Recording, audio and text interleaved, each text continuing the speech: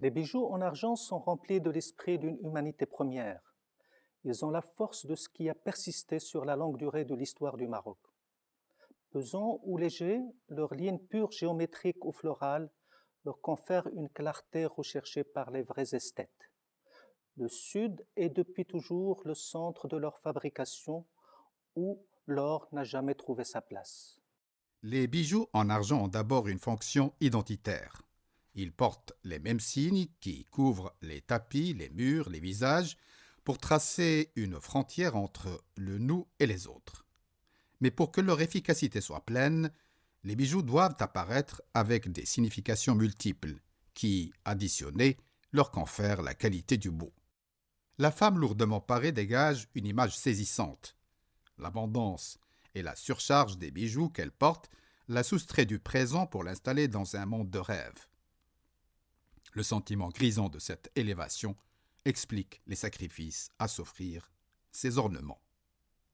Ce qui intrigue le curieux, observant certains bijoux berbères, c'est le caractère utilitaire qu'ils ont gardé. Les fibules, tenues ou pas par des chaînes, fixent le drapé des pièces de tissu. Les bijoux en argent sont un trésor qu'on porte sur soi contre l'adversité.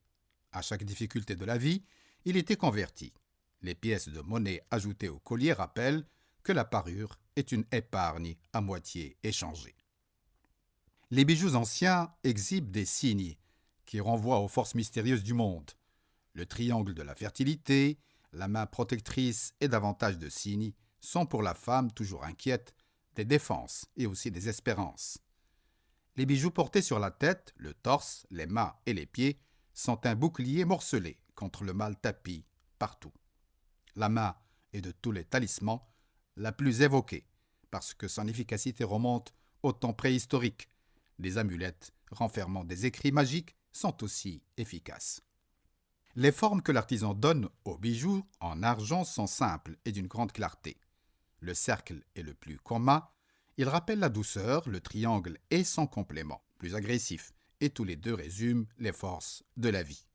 Des excroissances bourgeonnent du corps des bijoux, rendant ceux-ci plus vivants. Des bracelets imitent le soleil et des rayons s'en dégagent comme nourris du corps de la femme. Le blanc-gris de l'argent se rehausse de couleur sur certains bijoux en intégrant des matières d'origine végétale ou minérale. L'ambre jaune rare donne aux bijoux un prestige certain. Le corail orangé est plus répandu sous forme de petits bâtonnets qui s'enfilent entre les pièces en métal. Des coquillages s'ajoutent à ces assortiments pour rappeler l'allure des premières parures humaines. Les techniques d'orfèvrerie, utilisées par les artisans berbères, jadis majoritairement juifs, se pratiquaient dans les souks ou dans de petits ateliers. Le dessin gravé est souvent simple, géométrique, végétal ou figuratif. Le trait gravé peut aller jusqu'à l'évidage, qui perfore la surface du métal. Le filigrane est réalisé avec du fil métallique enroulé et soudé qui apparaît comme des nervures de feuilles. L'ajourage consiste à créer du vide sur la surface du bijou. Lorsque notre regard devient fatigué des complications des objets modernes, le retour à la simplicité et à la clarté des bijoux berbères nous accorde un repos immense parce que nous y sentons la profondeur du temps qui nous manque.